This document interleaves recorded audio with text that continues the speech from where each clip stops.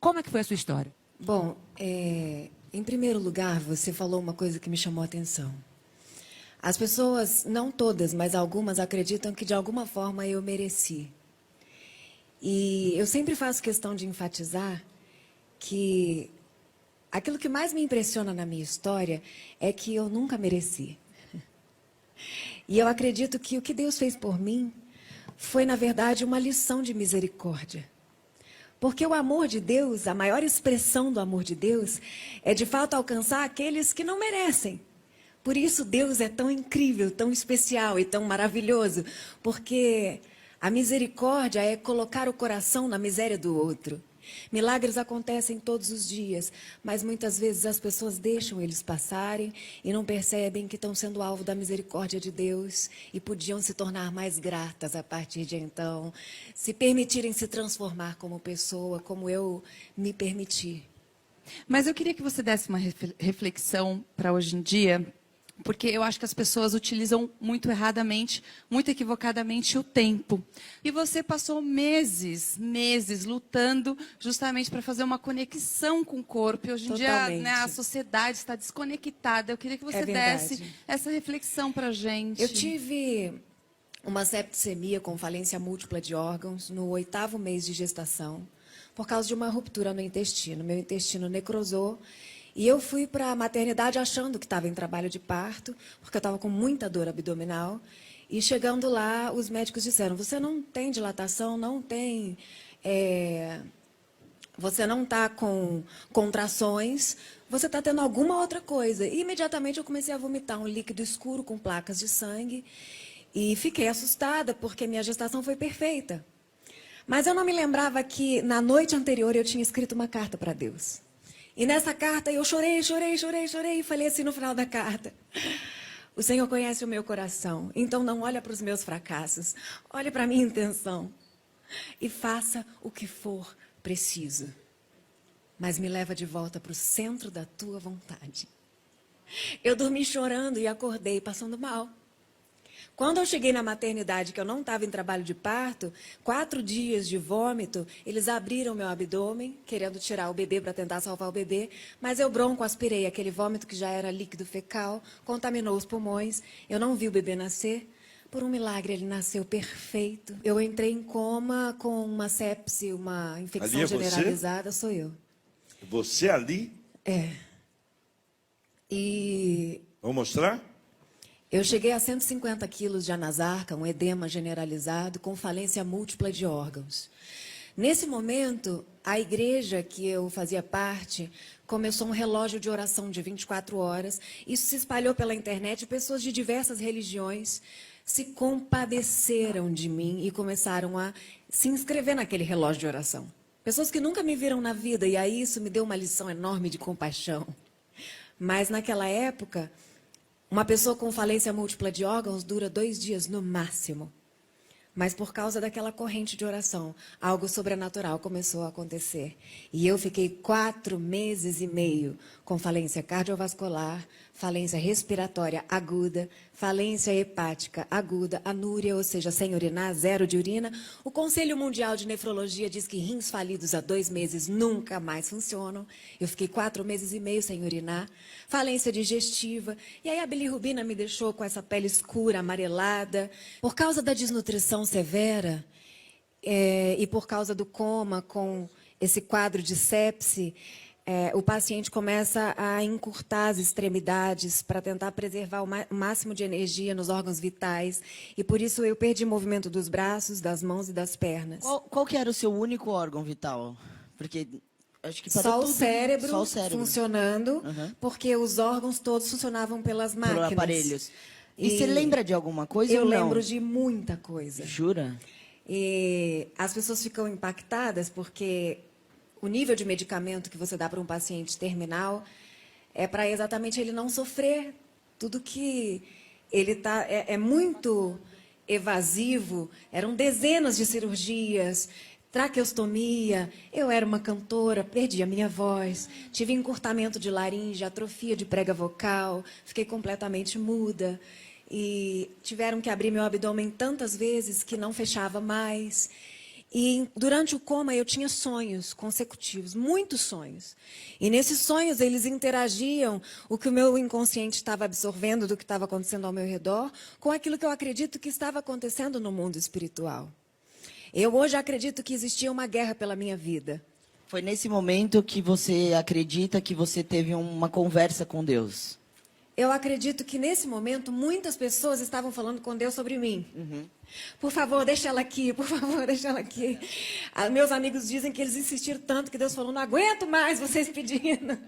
Mas você achou que ia perder a voz, não ia cantar mais. Eu perdi a voz. Você perdeu. Eu fiquei 2 anos praticamente sem falar. Sem falar. Bianca, em algum momento você parou para pensar ou culpar ou questionar que Deus é esse? Por que tão violento Nunca. comigo? Nunca. E se eu precisasse Nunca. passar, eu passava tudo de novo. Ô, Bianca, Todas as áreas da minha vida foram ajustadas por essa tragédia. É impressionante. Eu É acredito. claro que foi insuportável. Sim. Você depois acordar de um coma, inclusive completando o que a Tami falou. Eu tive 2 paradas cardiorrespiratórias de 18 minutos. E aí foi quando eu tive lesão cerebral. Então, o último órgão lesado foi o meu cérebro, e por isso a ciência hoje considera um caso que não tem explicação, e é o único caso na medicina no mundo. Não tem literatura médica, e os médicos não tinham como buscar estudos para me tratar, porque não tinha referência de alguém que não ia a óbito. Falia tudo e continuava, e abria pulmão, contraía KPC, que é uma superbactéria multiresistente. Abria abdômen, contraía bactéria hospitalar. Abria traqueia, contraía mais bactéria. E não ia a óbito, e ninguém entendia por quê. Então, E Deixa eu só- a posição dos médicos, assim, com a sua família nesse momento, porque chega um momento que acho que eles falam, vamos desligar os aparelhos, né? com certeza. Em algum momento eles cogitaram isso com a sua Vários família? momentos. E quem que se E é falou, isso não, que eu eu que- confio nesse Deus. A minha mãe falou, não desliga. Mas que mãe vai falar disso? Ah, Não, nenhuma. nunca. Bianca, é exatamente sobre esse tema que eu quero falar com você e eu vou pedir fogo pro diretor, porque é o seguinte, muito se fala, no Brasil não acontece, mas enfim, em vários países acontece. Eu quero saber o que você acha sobre a eutanásia, porque, como a Tami falou, de repente, poderiam pedir para desligar, enfim, e você tá aí, Eu sou viva. completamente contra. Então eu queria que você E o meu falasse sobre caso isso. hoje, nos hospitais por onde eu passei, ele é mencionado, pelo que os médicos me dizem, semanalmente. Chegou um paciente gravíssimo, onde ninguém está acreditando que aquilo vai dar certo, as pessoas falam, lembra da Bianca? Virou uma referência. Eu virei uma referência, porque era uma paciente que não tinha, já tinha escrito no meu prontuário médico SPP, significa se parar, parou. Ô, Bianca, você falou dessa consciência que você tem da raridade, da sua enfermidade. Você acha que isso é a sua missão na Terra? Eu tenho certeza. Até porque se não fosse, eu não suportaria conviver com o que eu passei, concorda? Se eu não compreendesse que a mão de Deus, maravilhosa, que muitas vezes para nos corrigir precisa nos podar, mas com tanto amor, enxergando aquilo lá na frente que a gente ainda não vê, eu iria olhar para mim e pensar, meu Deus, que Deus é esse? Que fez Você, isso antes de comigo? entrar no hospital, você escreveu a carta. Escrevi. Nesse momento, quando você veio à consciência, você tinha algum pedido a ele? Tinha. Qual era o seu pedido? Quando eu abri os olhos, eu não sabia quem eu era, não sabia onde eu estava, eu só lembrava dos sonhos. Eram muitos sonhos e eram tão reais que quando eu abri os olhos eu não sabia mais o que era realidade e o que não era. E as pessoas começaram a me contar que eu tinha tido um bebê, mas eu não falava, não me mexia, só mexia as pálpebras. E eles pediam que se fosse sim, eu piscasse 2 vezes, se fosse não, piscasse 1 vez. Eu não tinha coordenação ainda para fazer isso, então eu chorava, e aquela paralisia facial não me deixava nem tentar falar alguma coisa, e eles também não sabiam se eu estava entendendo, porque eu já tinha tido 2 paradas de 18 minutos. Então eles ficavam tentando me contar, me mostrar foto do bebê, me mostrar foto da família, tentar me fazer querer Você voltar. foi ver o nenê depois de quanto tempo? 7 meses. de 7 meses. Mas você não falava ainda. Não. Não. E você consegue traduzir em palavras esse sentimento? Ver seu filho só depois de 7 meses Mas eu acho que você e não tudo falou- que você viveu naquele momento? Acho que ela não falou o pedido, falou? Não. O pedido que você Ainda não. fazia a Quando Deus. Tanta eu coisa que a gente quer saber, né? foram acontecendo, tem muitos detalhes incríveis essa história. Porque sua história parece um roteiro de filme. É um roteiro e foi escrito pelas mãos de Deus, você não tenha dúvida. Eu não posso esquecer, porque a gente esquece das coisas muito rápido. Se eu tivesse ressuscitado, me recuperado, me reabilitado, recuperado a minha aparência e falado assim, poxa, agora eu vou curtir a vida, eu nasci de novo. Ia passar um ano e eu não ia me lembrar mais como Deus é maravilhoso. Qual é o valor de um xixi depois de 4 meses sem urinar? Qual é o valor do ar que eu respiro? Porque só quem ficou num respirador mecânico sabe o que é passar por um desmame, que tira aquele respirador e você fica... E eles ficam, olha, a gente tem que ver se você reage, você... Sabe, é uma memória, é uma riqueza de memória que eu não posso perder. Porque eu descobri que a beleza ultrapassa o poder da imagem. Que o valor que nós temos ultrapassa aquilo que nós conquistamos. Porque, diante de uma superbactéria, mais de 3 milhões de reais gasto em antibiótico e não tinha nada que me tirasse daquele CTI. E algumas enfermeiras cantavam canções, cantavam louvores, e eu comecei a me lembrar da minha fé. E então, eu aos poucos fui percebendo que existia uma sinergia entre as pessoas que estavam me cuidando, e eu pensei, no meio desse caos, tem um Deus que está cuidando de mim. Quando eu comecei a perceber esse movimento ao meu redor, e o médico escolhido pelo plano médico foi fazer o curativo no meu abdômen, que era um buraco enorme com os órgãos expostos.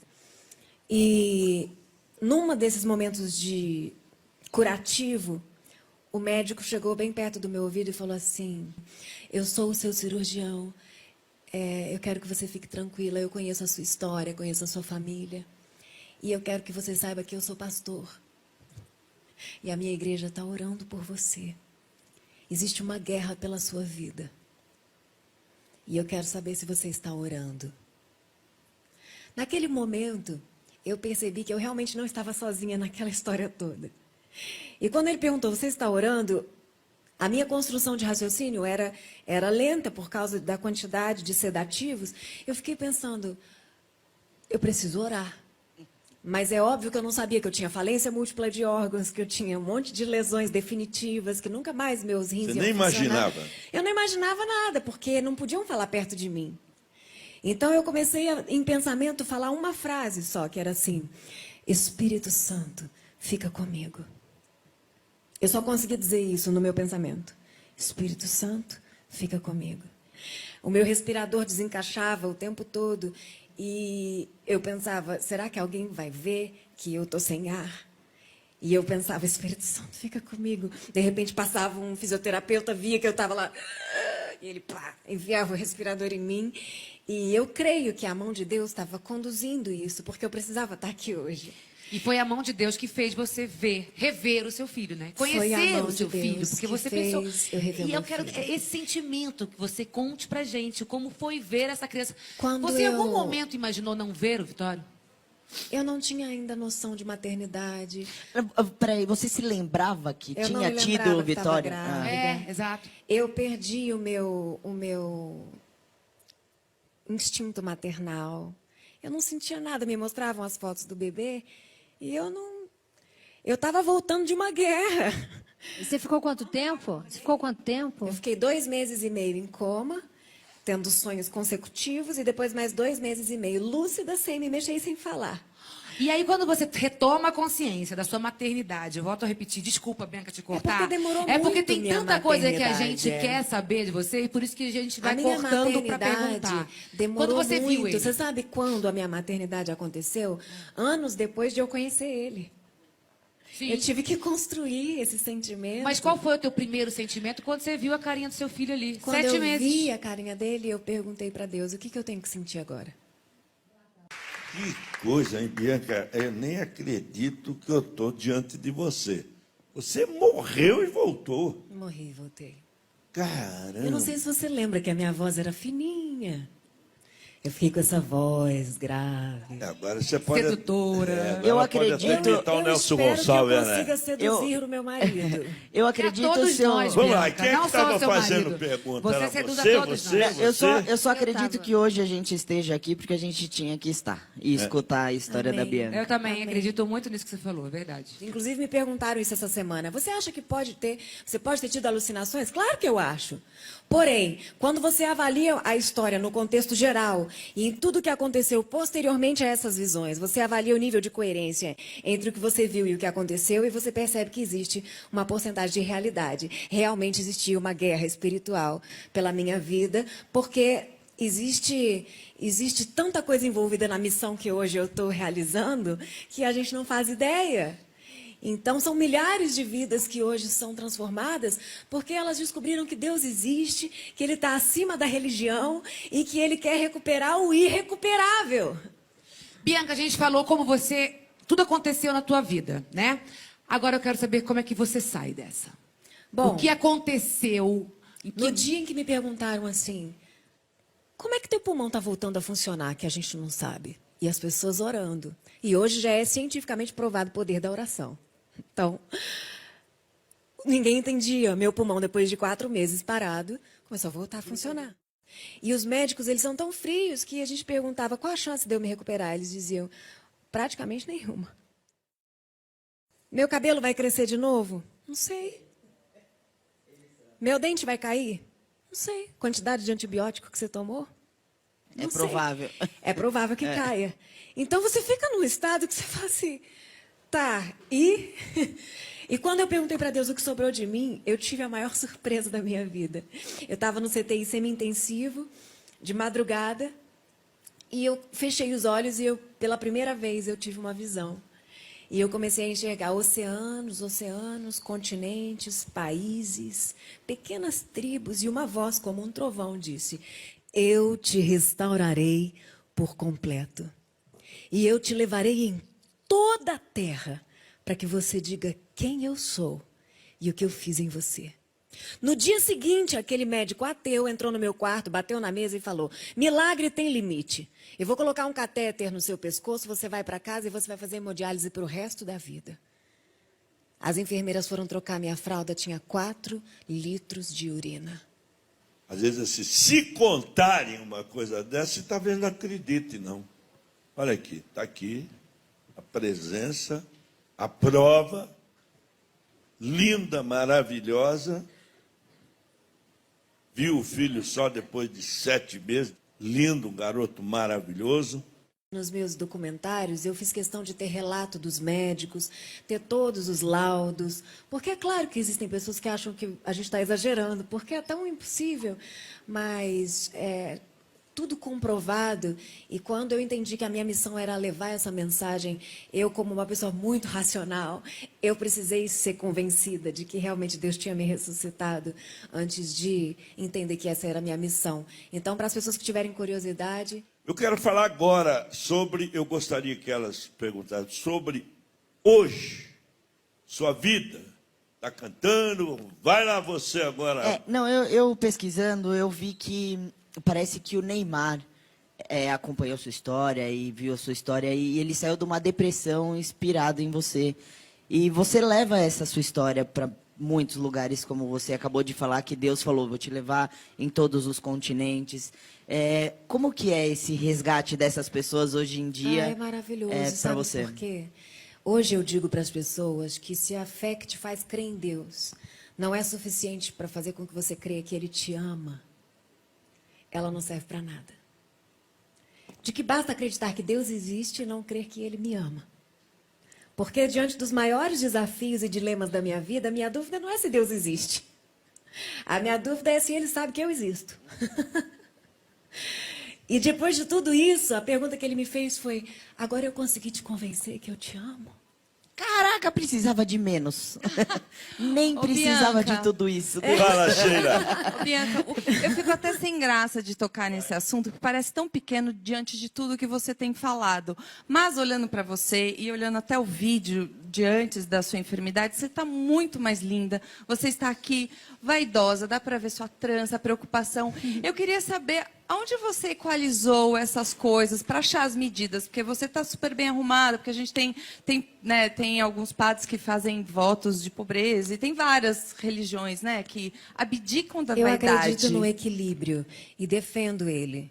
Eu acho que falta saúde na fé das pessoas. Eu acho que falta coerência na fé das pessoas. Hoje eu sou pastora porque eu cuido de uma congregação, eu tenho uma igreja onde eu cuido dela, cuido daquelas pessoas. E também sou missionária porque também viajo o mundo todo. Hoje eu me dedico, e desde que eu comecei a recuperar os movimentos, e nenhuma fono quis me tratar, eu me recuperei de tanto falar e de tanto contar, e achei que nunca mais eu ia cantar. Depois de 3 anos, começou a sair uma notinha ou outra dessa voz contralto que eu tenho agora, e Deus foi me dando canções de gratidão a Ele, e eu comecei a escrever.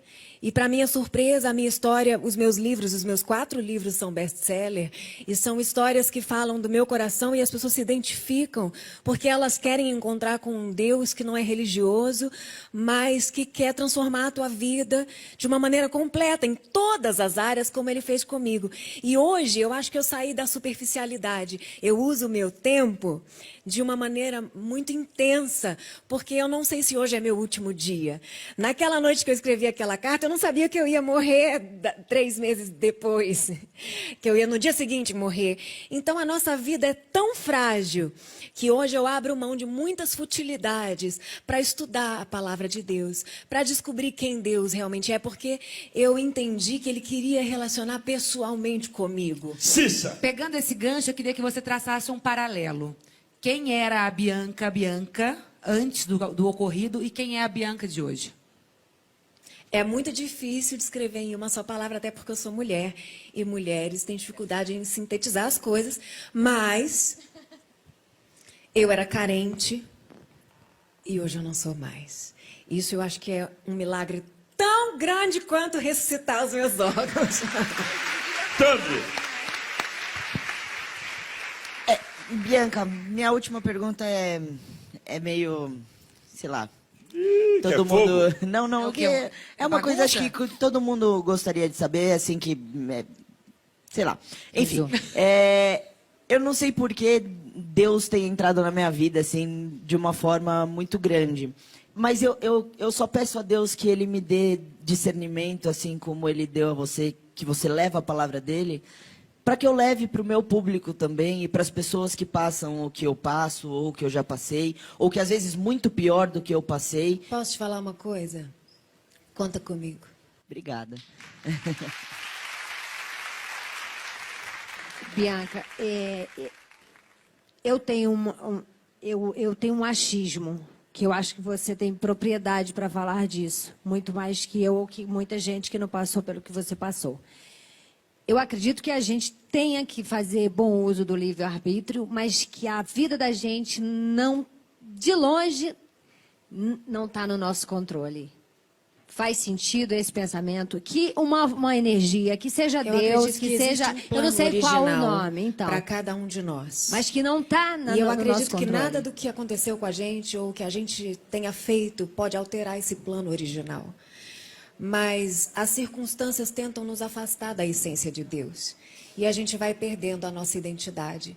E quando a gente decide acreditar que Ele existe e que Ele está disposto a aceitar a gente e relacionar com a gente do jeito que a gente está, a gente vai voltando para esse propósito original.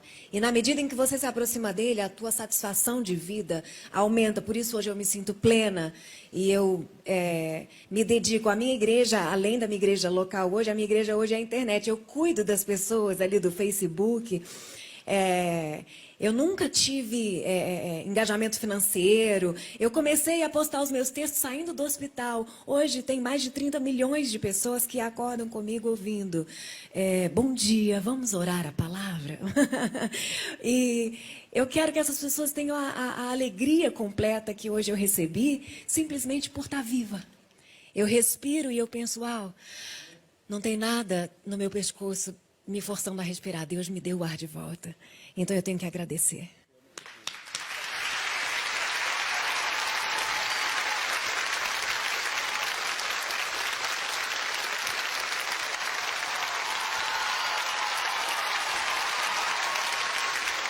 Bianca, Brincadeira.